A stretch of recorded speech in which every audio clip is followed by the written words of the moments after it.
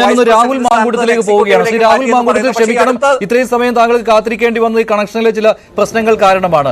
ഞാൻ തുടക്കത്തിൽ അത് താങ്കളോട് ചോദിച്ചിരുന്നു, താങ്കൾ കേട്ടില്ല.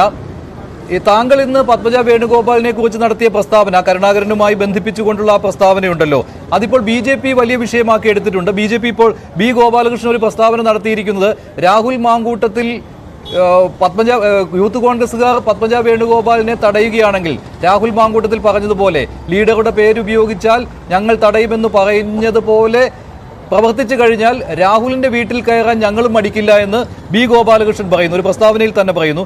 ഇന്ന് ഡൽഹിയിൽ BJP അംഗത്വം സ്വീകരിച്ചുകൊണ്ട് ചുരുക്കം വാക്കുകൾ പറഞ്ഞപ്പോൾ, ചുരുക്കം ചോദ്യങ്ങൾക്ക് മാത്രം മറുപടി പറഞ്ഞപ്പോൾ താങ്കളുടെ പേര് കൂടി പരാമർശിക്കുകയുണ്ടായി പത്മജ വേണുഗോപാൽ.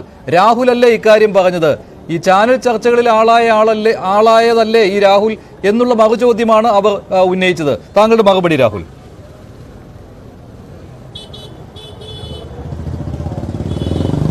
ശ്രീ മഞ്ജുഷേ, ഞാൻ ചാനൽ ചർച്ചയിലൂടെ വന്ന ആളായാലും, ഞാൻ KSUയിലൂടെ വന്ന ആളായാലും, ഞാൻ എങ്ങനെയൊക്കെ വന്ന ആളായാലും, ഞാൻ ഇന്നലെ എവിടെയായിരുന്നു, ഇന്നും അവിടെ തന്നെയാണ്, നാളെയും അവിടെ തന്നെയാണ്.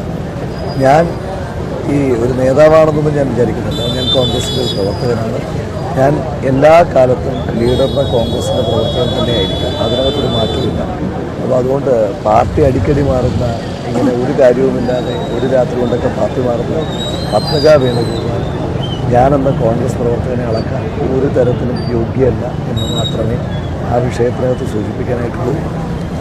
ബാക്കിയുള്ള പറഞ്ഞ ആളുകളുടെ BJP നേതാക്കന്മാരുടെ വിമർശനത്തിനൊന്നും ഞാൻ കാര്യമായിട്ട് എടുക്കുന്നില്ല. കാരണം പത്മജ വേണുഗോപാൽ BJPയിലേക്ക് ചേരുന്നു എന്ന വിവരം ഈ സാധു മനുഷ്യൻ അറിഞ്ഞത് തന്നെ ഫ്ലാഷ് ന്യൂസ് വരുമ്പോഴാണ്. ഇന്നലെ എനിക്ക് അടുപ്പമുള്ളൊരു മാധ്യമപ്രവർത്തകൻ, സുരേന്ദ്രനുമായി നല്ല അടുപ്പമുള്ള ഒരാൾ, അയാൾ ഈ സുരേന്ദ്രനെ വൈകുന്നേരം വിളിച്ചു ചോദിച്ചപ്പോൾ പറഞ്ഞത് ഇത് ഫേക്ക് ന്യൂസാണ്, അങ്ങനെ സംഭവത്തെപ്പറ്റി അറിഞ്ഞിട്ടേ ഇല്ല എന്ന്. BJPയുടെ സംസ്ഥാന അധ്യക്ഷൻ ഇന്ന് കേരളത്തിലാണെന്നാണ് ഞാൻ മനസ്സിലാക്കുന്നത്. ഇവരാരും അറിഞ്ഞിട്ട് പോലും ഈ പത്മജ വേണുഗോപാൽ പാർട്ടി മാറി അവരുടെ പാർട്ടിയിൽ ചേർന്നു. അപ്പോൾ അവരുടെ പാർട്ടി പോലും ഒരു വില കൊടുക്കാത്ത ആളുകൾക്ക് ഞാൻ മറുപടി പറഞ്ഞിട്ട് ആളാക്കാറൊന്നുമില്ല. അവർ അങ്ങനെ മറുപടി പറഞ്ഞാൽ, ഇപ്പോൾ താങ്കളുടെ ഒരു ചോദ്യമായിട്ട് ചില BJP നേതാക്കന്മാരുടെ പേരൊക്കെ വന്നല്ലോ, അങ്ങനെ അവർ പ്രസക്തി ഉണ്ടാക്കുന്നുണ്ടാക്കി നമുക്ക് വരാതില്ല. പക്ഷേ ഞാനതിനൊന്നും മറുപടി പറയാനായിട്ടില്ല. എന്തായാലും ലീഡറുടെ പാരമ്പര്യം, അതിനകത്ത് ഉറച്ചു ലീഡറുടെ പാരമ്പര്യം കോൺഗ്രസിന് അവകാശപ്പെട്ടു.